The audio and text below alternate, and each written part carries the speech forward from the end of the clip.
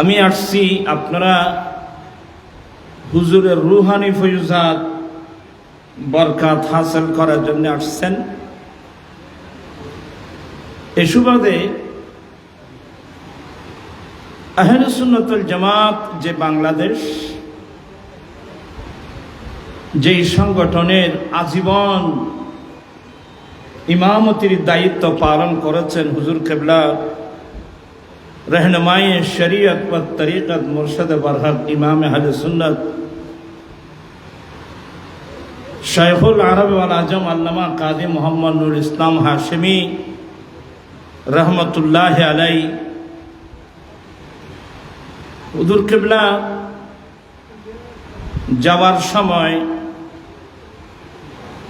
আমি গুনাহগারের উপর বা আহলে সুন্নাত ওয়াল জামাতের যারা হুজুরের হিতাকাঙ্ক্ষী তাদের উপর এই গুরু দায়িত্ব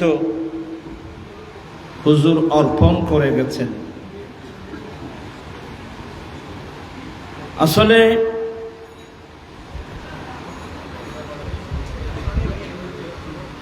আমরা মুসলমান, ইসলাম কি আমরা বুঝি না। আমরা সুন্নি মুসলমান। সুন্নি মুসলমান কাকে বলে? এই মসলাগুলো অনেক পাবলিক নয়, অনেক আলেম ওলামারাও দেখা যায় বুঝে না। যার কারণে হুজুর কেবলার ওরসে পাকের মাহফিলে বসে শুধু রুহানি ফয়ুজাত বরকাত হাসিল করব তাই না, বিজ্ঞ উলামা ইকরামের জবানের মাধ্যমে সুন্নিয়তের দর্শন কি কোরআন সুন্নাহর আলোকে এই বিষয়ে জ্ঞান অর্জন করা আমাদের ইমানি নৈতিক দায়িত্ব। ঠিক কিনা? আমার একটু কষ্ট হলেও, কষ্ট তো হবেই। কবি নজরুল বলছেন, দুঃখ যাদের জীবন গড়া তাদের আবার দুঃখ কিসের? আর আল্লাহ তো আমাদেরকে পরিশ্রম আল্লাহ তো আমাদেরকে আরাম বিশ্রামের জন্য বানান নাই। লাকাদ খালাকনাল ইনসানা ফি কাবাদ, এই কথাটা বলার জন্য আল্লাহ ৬০টা কসম করেছেন। লা উকসিমু বিহাযাল বালাদ ওয়া আনতা হিল্লুম বিহাযাল বালাদ ওয়া ওয়ালিদি ওয়া মা ওয়ালাদ লাকাদ খালাকনাল ইনসানা ফি কাবাদ। ফি কাবাদের মানে হলো আই লিল মুশাক্কাত। আল্লাহ মানব জাতিকে বানিয়েছেন পরিশ্রম করার জন্যে, কষ্ট করার জন্যে, মেহনত করার জন্যে, আরাম বিশ্রামের জন্যে না। এই পৃথিবীর জমিনে মুসলমানরা যতদিন আরাম বিশ্রাম ফেলে ঈমান ইসলামের ময়দানে ছিল, বুকভর আল্লাহ আল্লাহ রসুলের প্রেম নিয়ে ময়দানে যারা ছিল, ততদিন পৃথিবীতে মুসলমানের নেতৃত্ব ছিল। যেদিন থেকে মুসলমান আরাম প্রিয় হয়ে গেছে, সেদিন থেকে মুসলমানের উপর থেকে নেতৃত্ব, সিয়াদত, কিয়াদত সব চলে গেছে। আজকে বাংলাদেশ তথা বিশ্বের অধিকাংশ মানুষ আমরা ইহুদি নাসারার গোলামি করতেছি। তাই বড় নাজুক সময়, বড় একেবারে ফিতনা ফাসাদের সময়, নাজুক সময়। এই সময় হুজুর কেবলা উরসে পাক আমাদের জন্য অত্যন্ত গুরুত্বপূর্ণ। তাই আমি আসলে মন মানসিকতা তেমন ভালো না, দায়িত্ব আছে, আসতে হলো। এবং আপনাদের থেকে হুজুর কেবলা সুন্নিয়তের যে দায়িত্ব দিয়ে গেছেন, হুজুর কেবলা চাইলে তো একটা মার্কেট দিয়ে যেতে পারত। কথা বলছেন না কেন? অনেক ছেলেরা, অনেক মা বাবারা ছেলে মেয়েদেরকে বিরাট বিরাট মার্কেট খুলে দিচ্ছে, জায়গা সম্পদ খুলে দিচ্ছে, মার্কেট খুলে দিচ্ছে, ফ্যাক্টরি খুলে দিয়েছেন। হুজুর কেবলা চাইলে তো এই ধরনের কোন একটা ফ্যাক্টরি তো খুলে দিতে পারত। উর্দুর কেবলা করে দিয়েছেন আমাদের জন্য সুন্নিয়তের ফ্যাক্টরি, আল্লাহ এবং আল্লাহ রসুলের প্রেমের ফ্যাক্টরি। এই বাগানকে পাহারা দেওয়া এটা আমাদের ইমানি নৈতিক দায়িত্ব। সুন্নিয়তের যে কোনো কর্মসূচি আসবে, আপনারা কি স্বাচ্ছন্দ্যে আন্তরিকতার সাথে কি পালন করতে রাজি আছেন? একটু হাত উঠায় দেখাতে পারবেন? নারায়ে তাকবীর, নারায়ে রিসালাত, নারায়ে গাউসিয়া, জামাত আহলে সুন্নাত, আহলে সুন্নাত ওয়াল জামাত বাংলাদেশ, আঞ্জুমানে মুহিব্বান রাসূল গাউসিয়া জিলানী কমিটি, আল্লামা ইমাম হাশেমি কমিটি। তো মোহাব্বত নিয়ে পড়বেন, বেশিক্ষণ দেরি হবে না। লিফলেট নসবাই আজি আর কান লিফলেট দাও না। সাল্লি আলা রাসূলিনা, সাল্লি আলা মুহাম্মাদিন, সাল্লি আলা।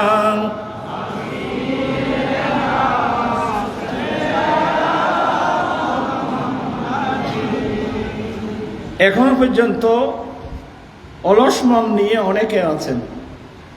এগুলো যারা আমার রসুল প্রায় সময় একটা দোয়া করতেন, আগে দোয়াটা করে নেন, আল্লাহুম্মা ইন্নী আউযু বিকা মিনাল কাসালে ওয়াল হারামি ওয়া সুইল কিবারি ওয়া ফিতনাতিদ দুনিয়া ওয়া আযাবিল কবর। আমার রসুল প্রায় সময় এই দোয়াটা করে আমাদেরকে তালিম দিয়েছেন। প্রথম নম্বর, আল্লাহ আমি তোমার কাছে অলসতা থেকে ফানা চাচ্ছি।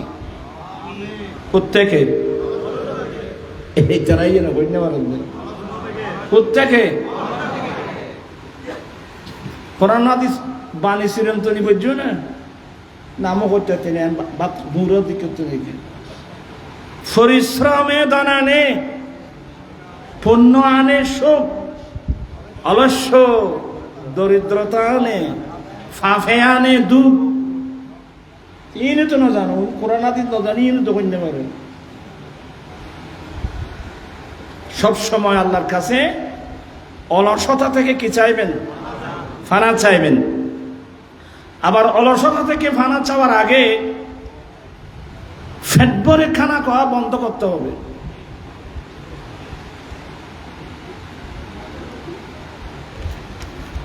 ফেট ভরে খানা খাওয়া বুঝেন তো?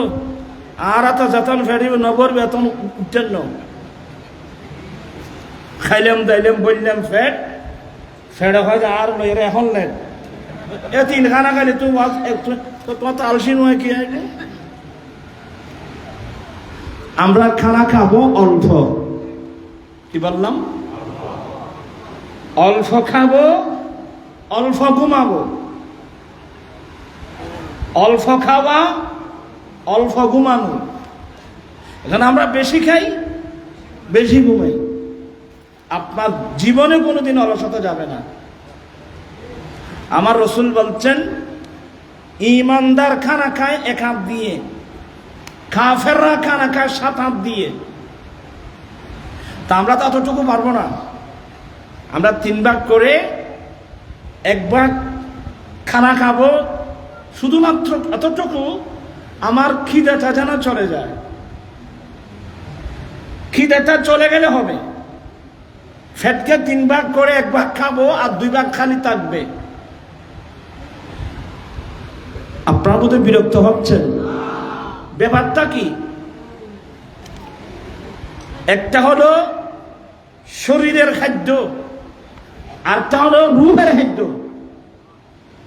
আপনারা কথা বুঝতেছেন? একটা হলো শরীরের খাবার, আরটা হলো রূহের খাবার।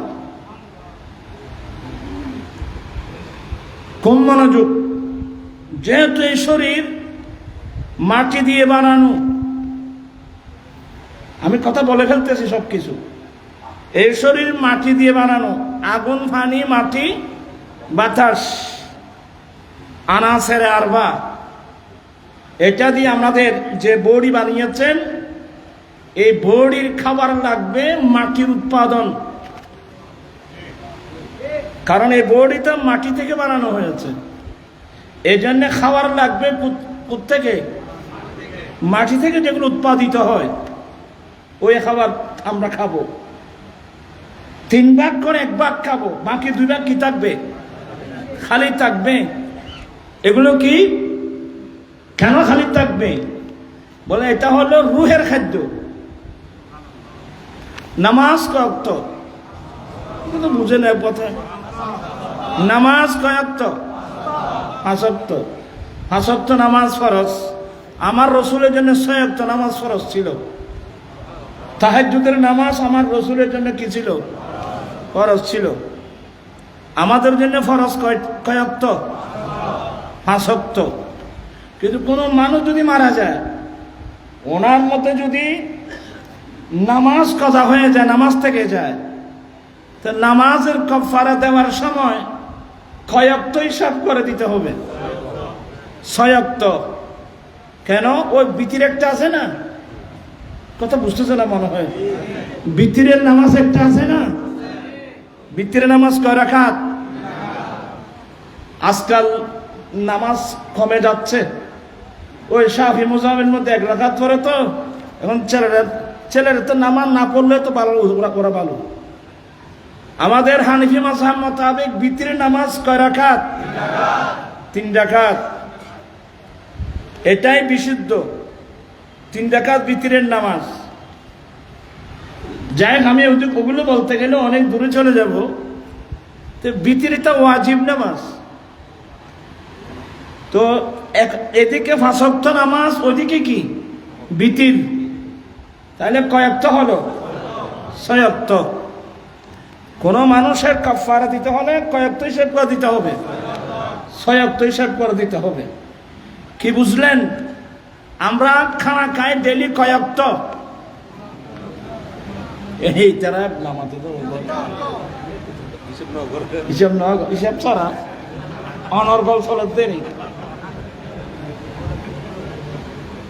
আমরা খানা খাই সকালের ব্রেকফাস্ট যাকে বলে, গাদাত যাকে বলে, এটা সহ কয় ওয়াক্ত? 3 ওয়াক্ত। তাহলে আমাদের শরীরের খাদ্য হলো 3 ওয়াক্ত, রুহের খাদ্য হলো 6 ওয়াক্ত। উদ্দেশ্য কি? উদ্দেশ্য হলো যার খাদ্য বেশি হবে তার শক্তি তত বাড়বে। যদি আমার শরীরের খাদ্যের চেয়ে যখন রুহের খাদ্যের পরিণাম বেশ হবে, তখন আমার এই বড়িটা যদি বা মাটির শেষ পর্যন্ত এটা মাটি থাকবে না, এটা নূরে পরিণত হয়ে যাবে। এক্সাম্পল স্বরূপ, এখানে একটা লোহা আছে, লোহা আপনি আগুন জ্বালিয়ে দিলেন, লোহার সংখ্যার চেয়ে যদি আগুনের সংখ্যা বেশি হয়, তাহলে এক সময় এটা লোহা থাকবে না, এটা একটা আগুনের কয়লায় পরিণত হবে। আর যদি আগুনের চেয়ে যদি লোহার সংখ্যা বেশি হয়, আগুনের প্রভাবের চেয়ে যদি লোহার প্রভাব বেশি হয়, কিছুক্ষণ জ্বালার পর আগুন নিভে যাবে। আমার ভাইরা, আল্লাহ কি হিকমত আমাদের মধ্যে রেখে দিয়েছেন। আমরা শরীরের খাদ্য, সকালের নাস্তা সহ আমরা খানা খাই ডেলি 3 ওয়াক্ত। নামাজ কিন্তু বিতির সহ নামাজ কিন্তু 6 ওয়াক্ত। এটা মেইন হলো শরীরের খাদ্যের কি ডবল। কারণ উদ্দেশ্য কি? যখন আমার শরীরের খাদ্যের চেয়ে রুহের খাদ্য যখন ডবল হবে, তখন শরীরের শক্তির চেয়ে রুহানি শক্তি যখন বেড়ে যাবে, এক পর্যায়ে আপনার মাটির শরীর মাটি থাকবে না, এটা একটা নূরে পরিণত হয়ে যাবে। চিৎকার দিয়ে বলুন না সুবহানাল্লাহ। এগুলো বুঝেন, একটু কষ্ট হবে বুঝতে এগুলো। তো অলসতা আমাদের মধ্যে না আসার জন্যে আমাদের শরীরের খাবার কি একেবারে কি, কথা বুঝতেছে না মানা, একেবারে কম খাওয়া, কম ঘুমানো। এটা যদি কন্ট্রোল করে চলতে পারেন, আলহামদুলিল্লাহ, অলসতা আসবে না, শরীরের মধ্যে কোনো রোগও থাকবে না। আল্লাহ সবাইকে এসব কথাগুলো বুঝে চলার তৌফিক দান করুন, আমিন। সাল্লি আলা রাসূলিনা সাল্লি আলা মুহাম্মাদিন সাল্লি আলা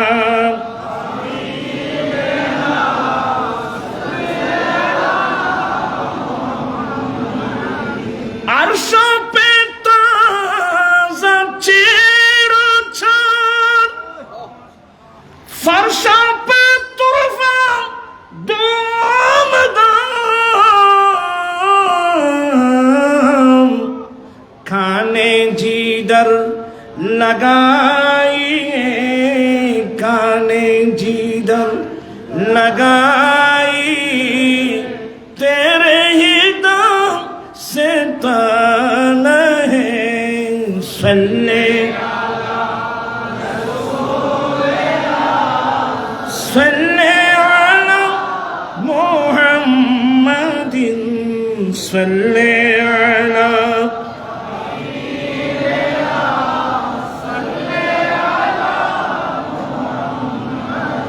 خوف نارك رضا زرق تو ہے عبد مصطفى خوف रज़ा ज़रा तू है अब्द मुस्तफ़ा तेरे लिए अमान है तेरे लिए अमान है तेरे लिए अमान है सल्ले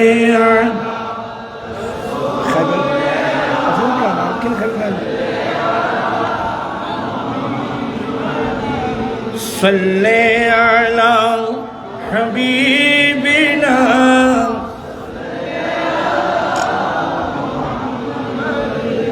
صلاة يا رسول الله عليكم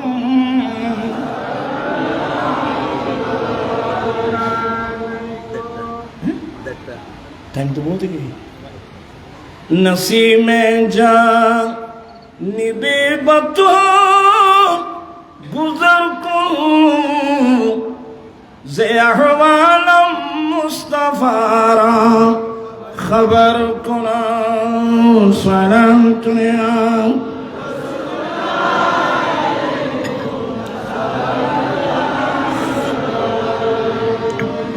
أعوذ بالله من الشيطان الرجيم بسم الله الرحمن الرحيم إنما يخشى الله من عباده العلماء صدق الله مولانا العظيم وصدق رسوله النبي الحبيب الكريم ونحن على ذلك لمن الشاهدين والشاكرين والحمد لله رب العالمين ربي صلي وسلم وبارك عليه উপস্থিত আঞ্জুমানে মুহিব্বান রসুল গৌসিয়া জিলানী কমিটি বাংলাদেশ, গৌসিয়া হাশিমি কমিটি বাংলাদেশের ব্যবস্থাপনায় দরবারে হাশিমি আলিয়া প্রাঙ্গণে আয়োজিত रहनुमाई शरीयत व तरीक़त मुर्शद बरहक शेखुल अरब वल आजम আল্লামা কাজী মোহাম্মদ নুরুল ইসলাম হাশিমি রহমতুল্লাহ আলাইহের 4 দিন ব্যাপী আয়োজিত সালানা ওরসে ইমাম হাশিমি রহমতুল্লাহ আলাইহের সভাপতি হুজুর কাবলার মেজর সাহাবজাদা কাজী মৌলানা মুফতি মোহাম্মদ আবুল ইরফান হাশিমি, কাজী মোহাম্মদ আবুল ফুরকান হাশিমি, পীর মৌলানা হাফেজ কাজী মোহাম্মদ মহিউদ্দিন হাশিমি, পীর মৌলানা কাজী মোহাম্মদ শরফুদ্দিন হাশিমি, ঈদ মাওলানা কাজী মোহাম্মদ বাহাউদ্দিন হাশেমি, মাওলানা কাজী মোহাম্মদ জিয়াউদ্দিন হাশেমি হুজুরের আওলাদ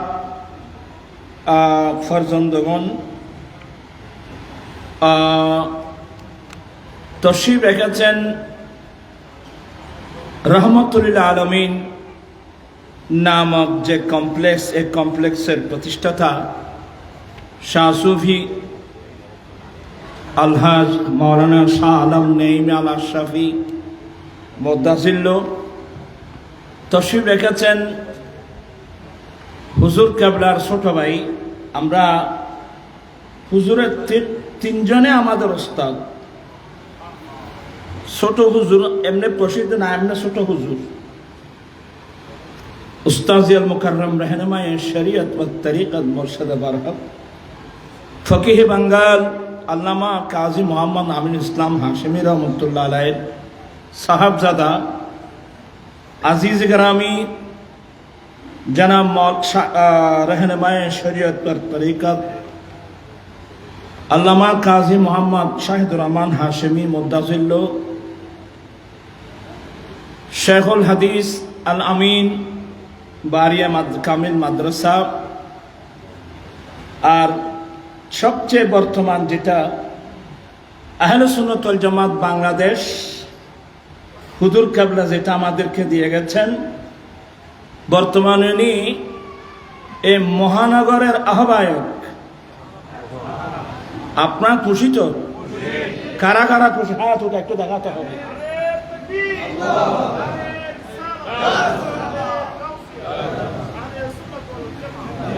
আমি ওয়াজ করব না, আমি কিছু সাংগঠনিক কিছু কথা বলবো। আমরা অতি শীঘ্রই আহলে সুন্নাত ওয়াল জামাত বাংলাদেশ চট্টগ্রাম মহানগর আলহামদুলিল্লাহ দক্ষিণ জেলা হয়ে গেছে, এখন হবে মহানগর, এরপরে উত্তর জেলা নবায়ন। কারণ সংগঠন যতক্ষণ পর্যন্ত মজবুত হবে না ততক্ষণ পর্যন্ত আমরা সুন্নিয়তের কর্মসূচি আমরা দিতেও পারবো না, বাস্তবায়ন করতেও পারবো না। আমি কি কথাগুলো বুঝাতে পারলাম? আমি কিছু শুধু এই বিষয়ে কিছু কথা বলবো। যখন সংগঠন মজবুত হবে তখন আমরা যে কোনো কর্মসূচি দিতে পারবো। বর্তমান একটা গুরুত্বপূর্ণ কর্মসূচি এই যে ফিলিস্তিনের জমিনের উপর এই বর্বর জালেমদের যে আক্রমণ, তাদের প্রতিবাদে কিছু করতে না পারলেও আমরা একটা বিরাট কর্মসূচি দেওয়ার প্রয়োজন ছিল। আমি কথা বুঝাতে পারছি? বিরাট একটা কর্মসূচি আহলে সুন্নাত ওয়াল জামাত বাংলাদেশের পক্ষ থেকে একটা বড় কর্মসূচি। কিছু করতে না পারলে আমরা একটা প্রতিবাদের জন্য তো একটা কর্মসূচি দেওয়া উচিত ছিল, কিন্তু সংগঠনের মজবুতি না থাকার কারণে, মজবুত ছিল কিছু কুচক্রী মহল, মুনাফিক শক্তি আল্লামা হাশেমি সহ ইমামের দল সহ দফন করার জন্য একটা মুনাফিক চক্র কি করে নাই বাংলাদেশে, যার কারণে সুন্নিয়তের যে মজবুতি ছিল এটা কি হয়ে গেছে। তো যাই হোক, তারপর আল্লাহ বলছেন লা তাকনাতু মির রাহমাতিল্লাহ, বান্দা তোমরা আল্লাহর রহমত থেকে নিরাশ হইও না। আমরা আল্লাহর রহমতের আশা নিয়ে আল্লামা হাশেমি রহমতুল্লাহ আলাইহি সাহেব আমাদের মাথার উপর থাকে, গাজী শের বাংলা রহমতুল্লাহ আলাইহি সাহেব আমাদের মাথার উপর থাকে, আর হযরতের সাহেব আমাদের মাথার উপর থাকে, আউলিয়া কিরামদের সাহেব আমাদের মাথার উপর থাকে। আবার এই সুন্নিয়তকে মজবুত করা আল্লাহর রহমতের কোনো বিষয় না। আমি কি আপনাদের সহযোগিতা পাবো? আপনারা আল্লাহর ওয়াস্তে হাত তুলে ওয়াদা করবেন যে আপনারা এই সুন্নিয়তকে মজবুত করতে রাজি আছেন। এটা হাত উঠায় ওয়াদা করতে হবে। আল্লাহু আকবার।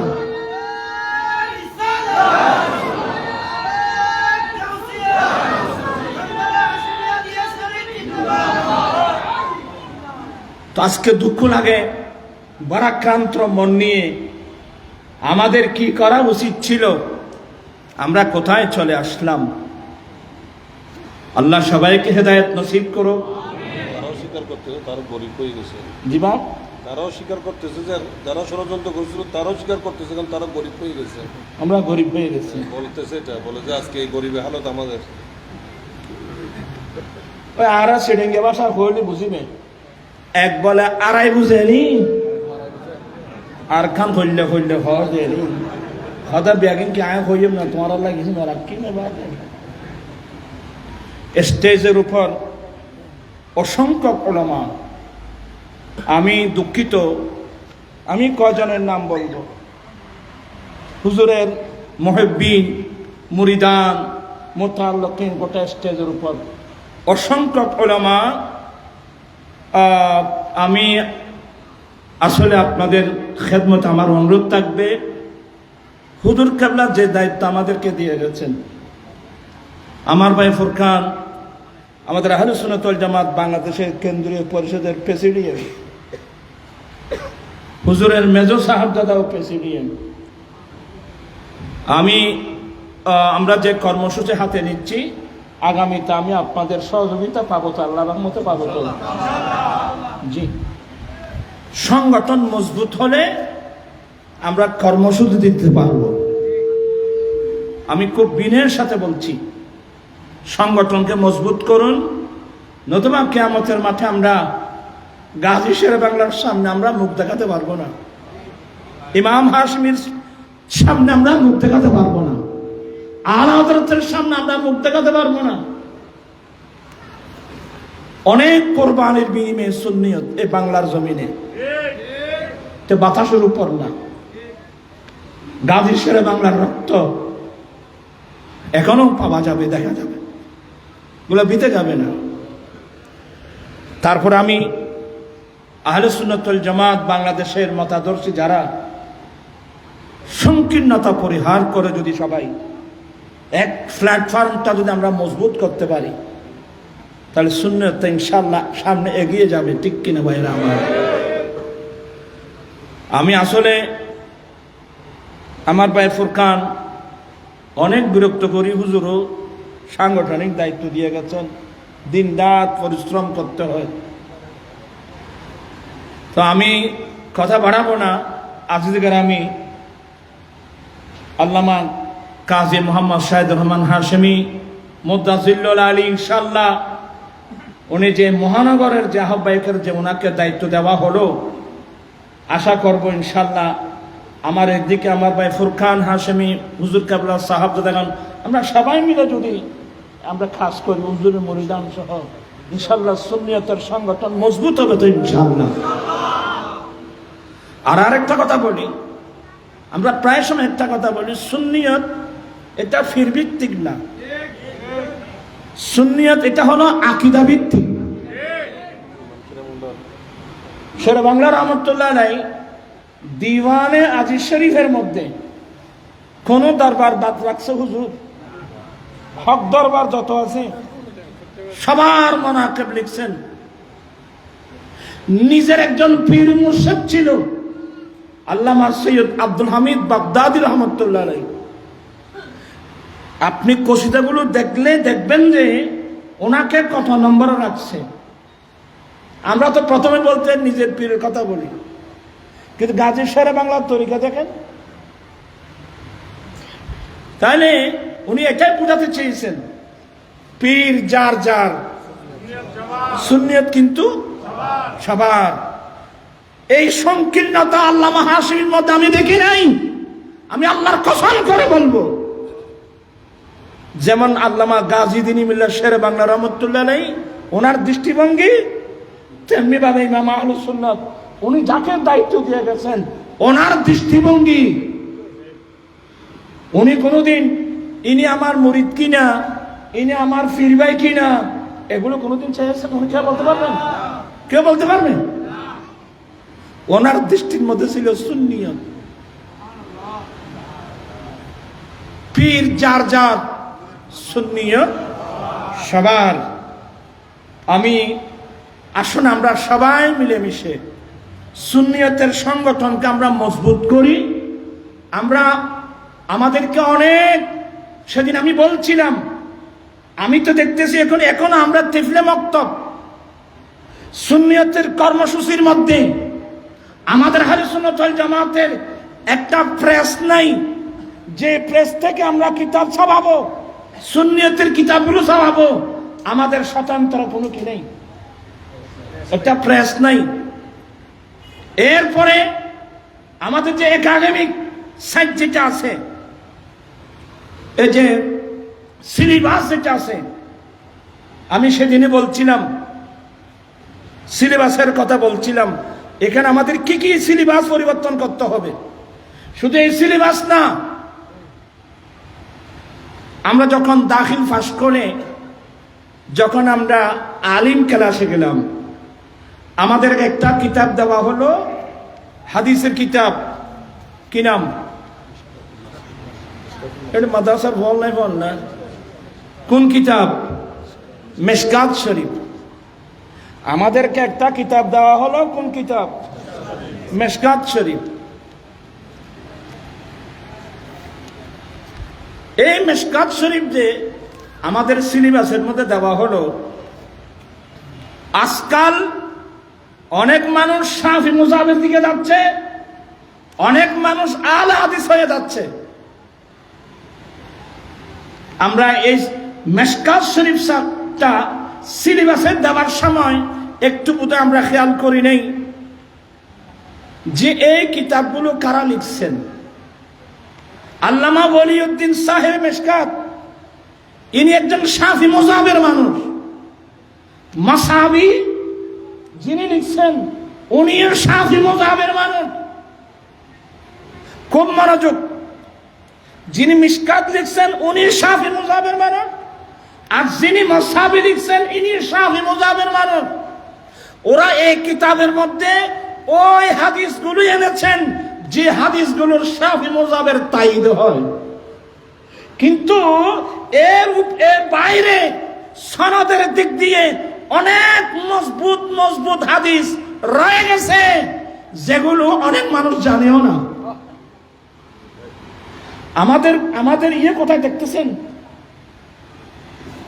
আপনার আমি কে?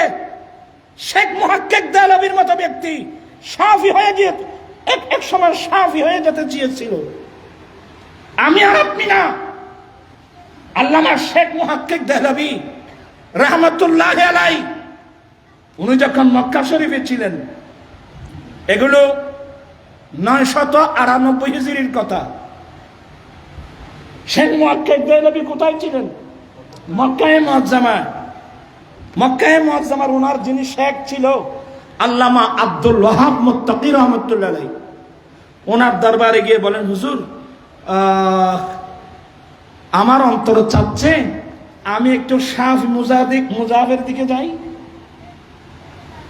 আপনার খুব মনোযোগ সহকারে শুনে এগুলো। হুজুর আমি শাফি মুযাহাবের দিকে যেতে ইচ্ছা হয়। হযরত আল্লামা আব্দুল ওয়াহাব মুত্তাকি রহমাতুল্লাহ আলাইহি বলেন, কি বাবা, হঠাৎ করে তোমার অন্তরে এই ধারণা কেন আসলো? হঠাৎ করে তোমার অন্তরে এই ধারণা কেন আসলো? মনে হয় তোমাকে মিশকাতে নিয়ে গেছে। বলে, হ্যাঁ হুজুর, আমি তো মিশকাত পড়ে দেখলাম, মিশকাতের প্রায় হাদিস এটা শাফি মুযাহাবের তাইদের দিকে, শাফি মুযাহাবের সাথে বেশি মিলে। তো আল্লামা আব্দুল হক মুত্তাকি রাহমাতুল্লাহ আলাইহি বলেন, হে আব্দুল হক, হে আব্দুল হক, যিনি মিশকাত শরীফ লিখেছেন ইনি শাফি মুযাহাবের মানুষ, যিনি মাসাবি লিখেছেন ইনি শাফি মুজাবের মানুষ। এরা কিতাব লিখার সময় তালাশ করে করে ওই সমস্ত হাদিসগুলো এনেছেন যেগুলো শাফি মুজাবের সাথে মিলে যায়। অথচ এই হাদিসের বাইরে অসংখ্য মজবুত হাদিস, সনদের দিক দিয়ে আলা পায়ের হাদিস রয়ে গেছে। সুবহানাল্লাহ। আমি কি জিনিসটা বোঝাতে পারলাম? আমাদের কোথায় কোথায় কি সমস্যা আছে? তুমি খরচা লিখো তাই দেখবি, তাই তোমার দিয়ে দেখবি, আয় দেখবি না, আয় দেখবি তো, আয় তোমার দিয়ে দেখবি, দেখবই না বাদ বই বই তো আয় বই। আমি কি বোঝাতে পারলাম?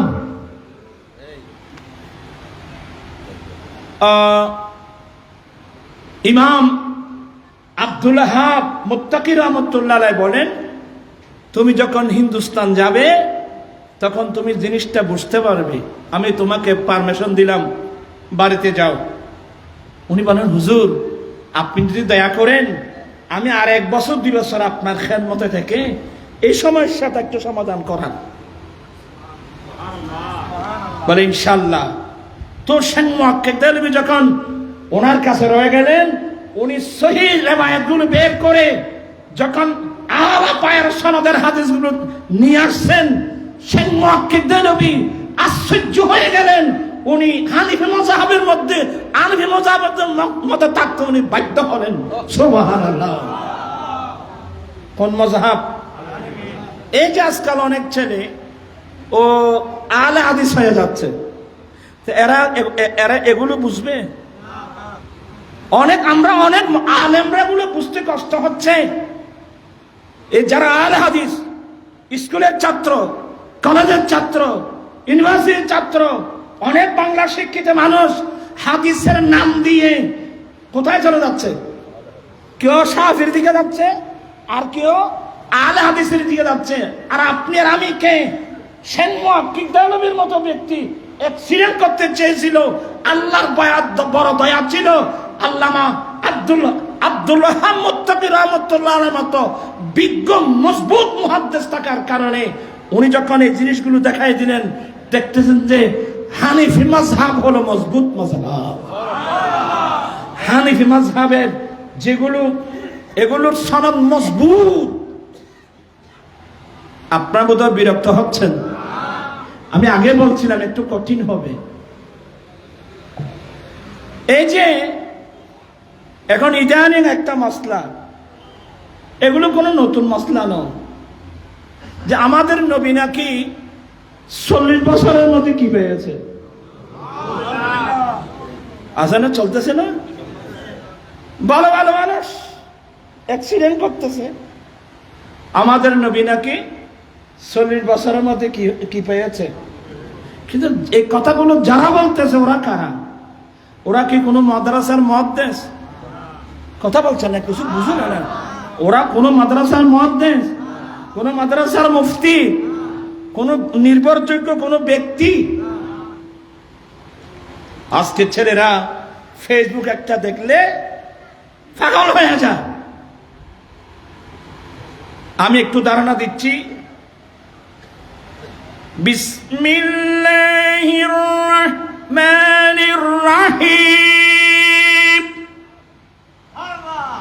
কুল ইন্না সালাতি ওয়া নুসুকি ওয়া মাহইয়ায়া ওয়া মামাতি লিল্লাহি রাব্বিল আলামিন লা শারীকা লাহু ওয়া বিযালিকা উমিরতু ওয়া আনা আউয়ালুল মুসলিমিন। আপনারা তো বিরক্ত হবেন আমি জানি। আল্লাহ বলেন, হে রাসূল আপনি বলুন, নিশ্চয় আমার নামাজ, নিশ্চয় আমার কোরবানি, আমি নবীর হায়াত, আমি নবীর ইন্তিকাল, সবগুলো একমাত্র রব্বুল আলামিনের জন্য।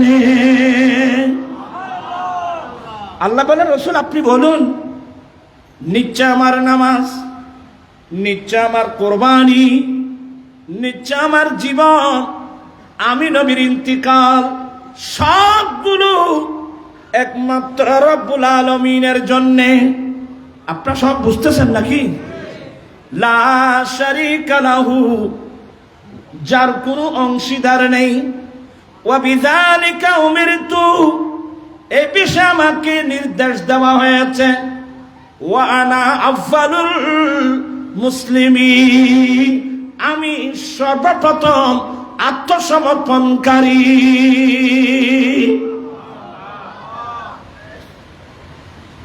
এই তো ফার্স্ট হন আছে একটু গুমুর সময়, এই জন্য বুঝতে আপনাদের কষ্ট হবে। কোরআন শরীফ একটা বুঝে আসলো, ওয়া আনা আফযালুল মুসলিমিন, আমি সর্বপ্রথম মুসলিম। কথা বলতেছেন কেন? আমাদের নবী, এটা কোরআন শরীফের আয়াত কি না? ওয়া আনা আফযালুল মুসলিমিন, আমি সর্বপ্রথম মুসলমান, আমি সর্বপ্রথম আত্মসমর্পণকারী। তো নবী তো আসছেন পরে, আমার নবী আসার আগে আদম আলাইহিস সালাম থেকে ঈসা আলাইহিস সালাম পর্যন্ত যত নবী এসেছেন, রাসূল এসেছেন, নবী রাসূল এসেছেন, কেউ তো আফযালুল মুসলিমিন বলেন নাই। আফযালুল মুসলিম বলছেন আমার দয়াল নবী। এটা হলো কিভাবে? নবী আফযালুল মুসলিমিন হলো কিভাবে? এগুলো বুঝতে আল্লামা হাশিমির মতো উস্তাদ লাগবে, গাজী শের বাংলা রহমতুল্লাহর মতো উস্তাদ লাগবে, ছাত্র লাগবে তেমন। আপনি আয়াতের তাফসীরে যখন যাবেন, তাফসীরুল মাআনি শরীফ, তাফসীর কবির শরীফ, তাফসীরুল বায়ান শরীফ সহ সমস্ত তাফসীর কিতাব খুললে দেখবেন, আমরা যখন আত্মার জগতে ছিলাম, তো আল্লাহ সবাই থেকে একটা অঙ্গীকার নিয়েছিলেন, আলাস্তু, কি বলেন আপনারা? আলাস্তু বিরাব্বিকুম, আমি তোমাদের রব নই কি? তো এই প্রশ্নটা আল্লাহ কাকে করছিলেন? সমস্ত মানবাত্মা থেকে। এটা রূহের জগতে, এখানকার মামলা নয়। কোথায়? ইন্না মাতো মানুষ এগুলো তোরা ফন্নাই বুঝতে কষ্ট হইব। ও গাদিশ্বর কলা তোরা দোষা নইবি, ওরা এলো মেলো আলসিয়ে ফালসিয়ে ইন এলমি মজলিস না, ইন আল্লামা হাশিমির দরবার না। ক্বালা রাসূলুল্লাহি সাল্লাল্লাহু আলাইহি ওয়াসাল্লাম, আল আরওয়াহু জুনুদুম মুজান্নাদা ফামা তাআরাফা মিনহা ইতালাফা ওয়ামা তানাকারা মিনহা ইখতালাফা। আমার দয়াল নবী তথ্য দিলেন, সমস্ত মানব আত্মাগুলো দলবদ্ধভাবে ছিল, সমস্ত মানব আত্মাগুলো দলবদ্ধভাবে ছিল। কোথায়? আত্মার জগতে। আত্মার জগতে, রূহের জগতে সমস্ত আত্মাগুলো দলবদ্ধভাবে ছিল। ফামা তাআরাফা মিনহা ইতালাফা, ওখানে যার রূহের সাথে পরিচয় হলো, তাদের মধ্যে মুহাব্বতের বন্ধন হয়ে গেল। যার রূহের সাথে একটু হলো, তাদের মধ্যে ইখতিলাফ, দ্বন্দ্ব সৃষ্টি হয়ে গেল। তাহলে আমরা সবাই কোথায় ছিলাম? রূহের জগতে। খোদা কুদ্দুস সমস্ত রূহ আর ওয়া থেকে স্বীকৃতি নিচ্ছিলেন, আলাস্তু বিরাব্বিকুম, আমি তোমাদের রব নই কি? আল্লাহর এই প্রশ্নের উত্তরে প্রথম যিনি উত্তর দিয়েছিলেন উনি হচ্ছেন আমাদের হায়াতুন নবী। আলাস্তু বিরাব্বিকুম, আমি তোমাদের রব নয় কি?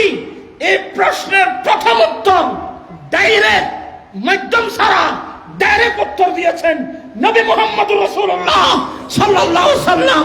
এই যেন নবী আফজালুল মুসলিমিন।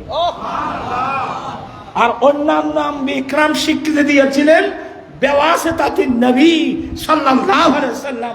আমার নবীর মাধ্যমে অন্যরা স্বীকৃতি দিয়েছেন, হ্যাঁ আপনি আমাদের রব, আপনি আমাদের খালেক, আপনি আমাদের মালিক।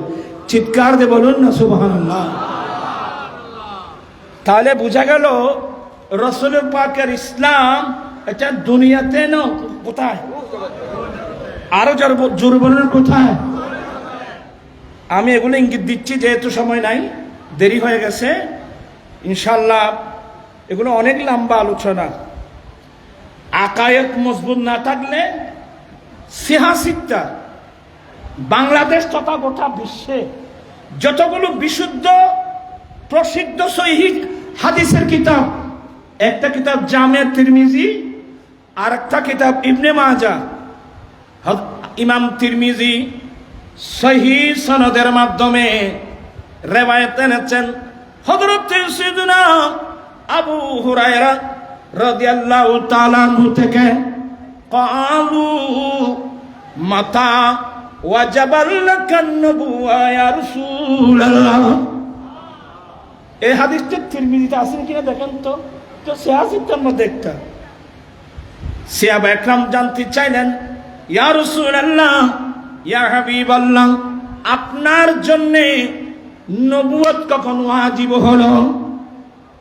আপনার জন্য নবুয়ত কখন ওয়াজিব হলো? আমার নবী উত্তর দিয়েছিলেন, কুনতু নবিয়্যাও ওয়া আদামু বাইনার রূহি ওয়াল জাসাদ। আমি তখন নবী ছিলাম, আমার জন্য নবুয়ত ওয়াজিব হয়েছে। আমি তখন নবী ছিলাম যখন আদম মাটি এবং পানির মাঝখানে, আদম মাটি এবং রূহের মাঝখানে ছিল। কি মানে? আদমের অস্তিত্বের মধ্যে আসে নাই, তখন আমি নবীর জন্য আমি নবী ছিলাম।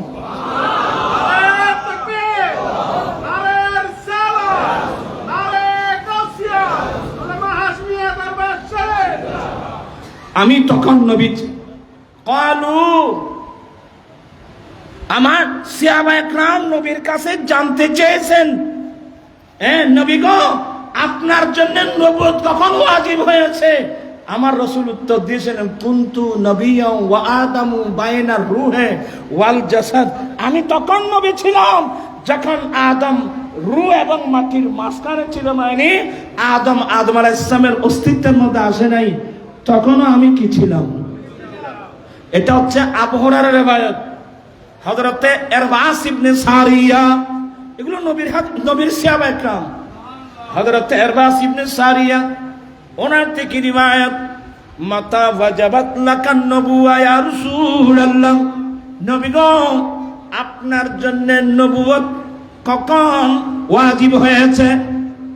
আমার নবী উত্তর দিলেন, কুনতু নবিয়্যাও ওয়া আদামু বাইনার রূহি ওয়াল জাসাদ। এক কথায় মুখতালিফ আলফাজ, মুখতালিফ রিওয়ায়াত। আমি তখন নবী ছিলাম যখন আদম মাটি এবং পানির মাঝখানে ছিল। মানে আদম আলাইহিস সালামের অস্তিত্বের মধ্যে আসে নাই, তখন আমি কি ছিলাম? জি জি, আরো জোরে বলুন, কি ছিলেন? তো 40 বছরে এটা তো জহুরে নবুয়ত।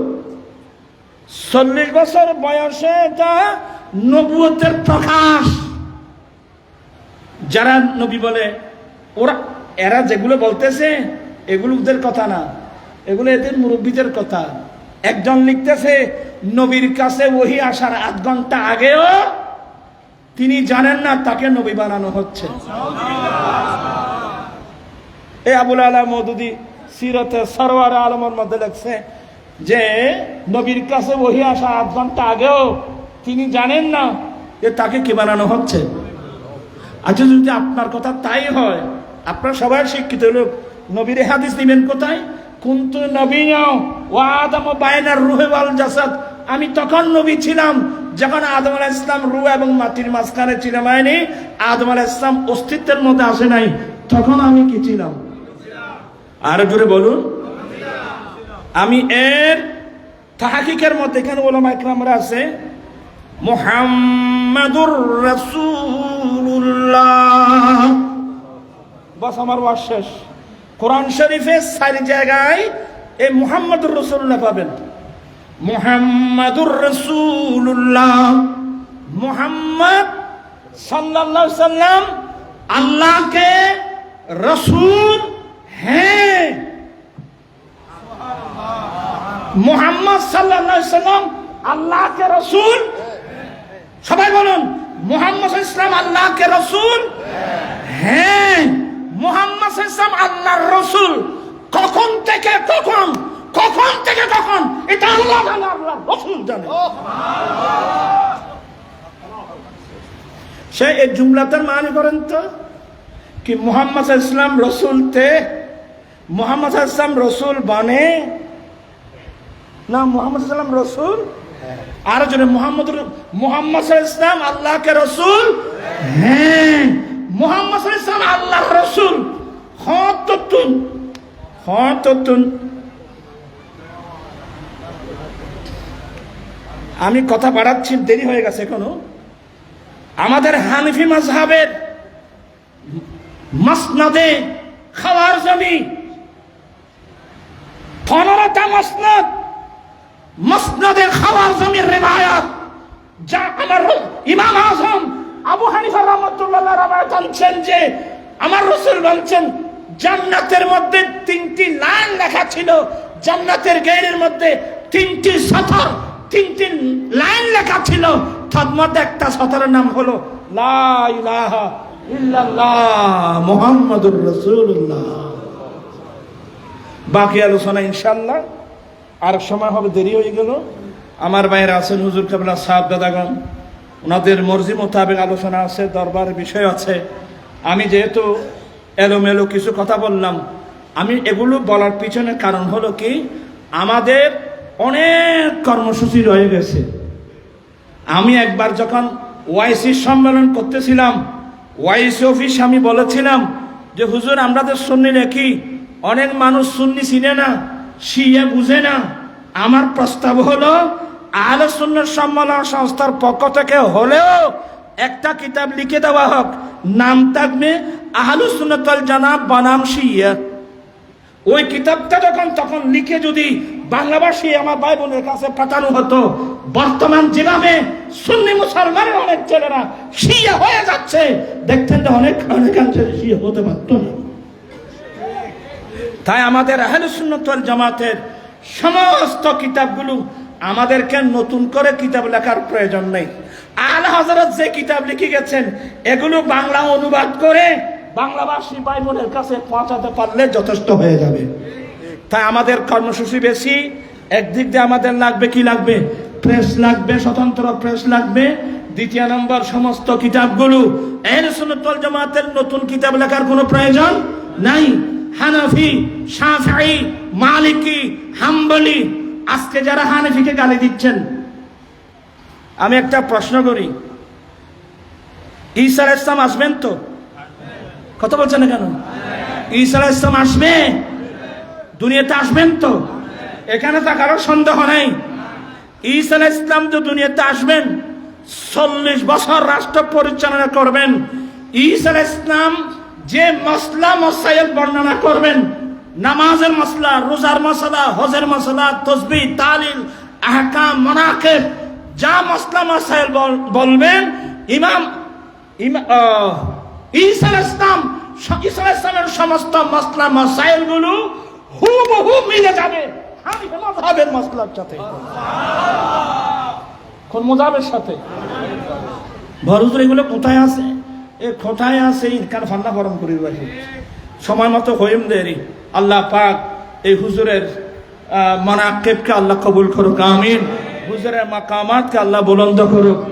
আগামীতে সুন্নিয়তের কর্মসূচি আসবে, আপনাদেরকে আবারও অনুরোধ জানিয়ে যাচ্ছি। আমি এলোমেলো কিছু কথা বললাম, এগুলো সময় লাগে।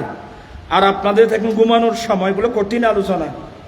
ইনশাল্লাহ আমি তো আছি হুজুরের এখানে, তো আমাকে আমার ভাই ফোরকান দাওয়াত না দিলেও তো আমি এসে যাই। হ্যাঁ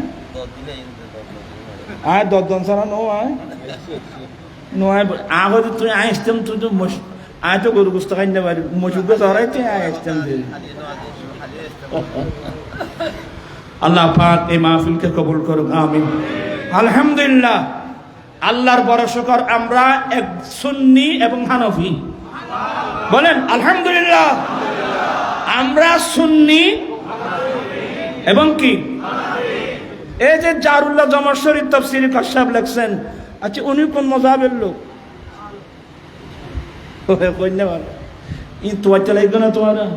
আল্লামা জারুল্লাহ জমশ্বরী আকীদাগত মুতাযালা হলেও মাযহাবের দিক দিয়ে হানাফি মাযহাবের লোক।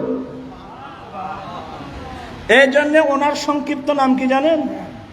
ওনার সংক্ষিপ্ত নাম হলো জারুল্লাহ হামফাজালি। জারুল্লাহ হামফাজালি মানে হানাফি, আর ওইদিকে কি মুতাযালা, দুটোটা মিলে হামফাজালি। শেখ মুআক্কিদ দেহলভির সংক্ষিপ্ত নাম কি বলতে পারবেন? ওনার নাম হলো হামফাজালি। কি হানাফি, হামফাজালি মানে হানাফি, ওদিক দিয়ে হাম্বলি। কারণ আমার হোসে পাক হাম্বলি মাযহাবের লোক। শেখ মুআক্কিদ দেহলভি বলছেন যে যতগুলো মাযহাব আছে হানাফির সাথে মিলে যায় একমাত্র হাম্বলি। আমার হোসে পাক হাম্বলি মাযহাবের লোক, যাতে আমার সাথে এদিকে হানাফি হয় ওদিকে হাম্বলি হয়, এই জন্য ওনার নাম হামফাজালি। আচ্ছা আর সময় আলেন। আসসালামু আলাইকুম ওয়া রাহমাতুল্লাহ। হ্যাঁ